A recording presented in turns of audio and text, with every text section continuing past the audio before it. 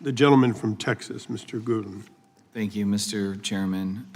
Ms. Shaw, earlier you said that you worried that some of the intent of these actions will have a chilling effect to disincentivize the taking on of clients, and that the legal system we have requires lawyers to take on unpopular clients. Would you expand on that, please? So, lawyers, the idea that even individuals charged with crimes are entitled to counsel and to vigorous representation in their defense, regardless of what they may have done, is actually a core kind of belief pillar of our legal system. And so that's one example. Individuals, even charged with serious crimes, have a right to counsel.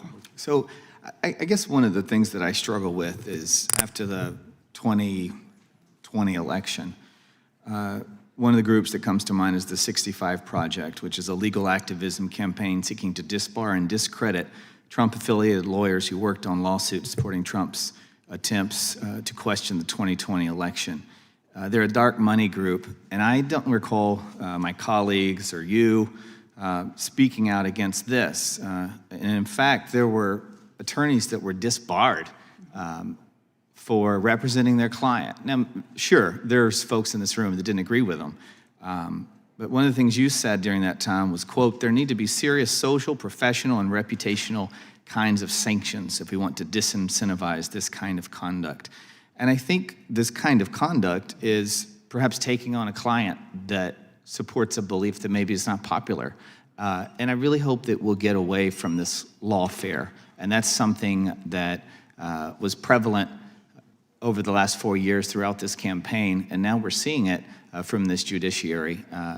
And I'm disappointed in this judge, but I am happy we're having this discussion, and I'll yield the balance of my time to Chairman Jordan. Oh, I thank the gentleman for yielding. Some of the previous speakers on the other side have said, members on the other side have said, attacks by President Trump, I think I got this right, attacks by President Trump on the judiciary are dangerous. They said criticism of judges weakens the judiciary. Mr. Larkin, have Democrats ever criticized the judiciary? Yes, sir. Can you give me an example that maybe comes to mind? I mean, I have several, but I want to know what's one that comes to mind for you? Well, I guess the best example and recently was the Supreme Court's decision in Dobbs to overturn Roe versus Wade. Yeah, where like hundreds of churches and pro-life centers were attacked and firebombed and got all kinds of criticism coming from people that have. How about this one? How about the minority leader in the Senate said, I want to tell you, Gorsuch, I want to tell you, Kavanaugh, you've released the whirlwind and you will pay the price. How about that one? You remember that one, Speaker Gingrich, from Senator Schumer? Well, I think it's fair to say that the passion of the left when the court does the wrong thing probably is more professionally organized than any passion on the right. But look, I mean, Franklin Roosevelt tried to pack the court. He was a Democrat. There's a long tradition in America that we're allowed to argue over. The courts they're not temples. This is not a religious judicial system. It's a secular judicial system. Yeah, fair enough. And look, we're going to criticize decisions all along.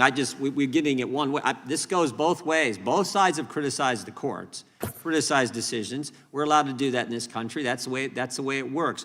Professor Shaw, do you think it was appropriate for what Mr. Schumer, Senator Schumer, said on the steps of the Supreme Court when he said you will pay the price, referencing two members, sitting members of the United States Supreme Court?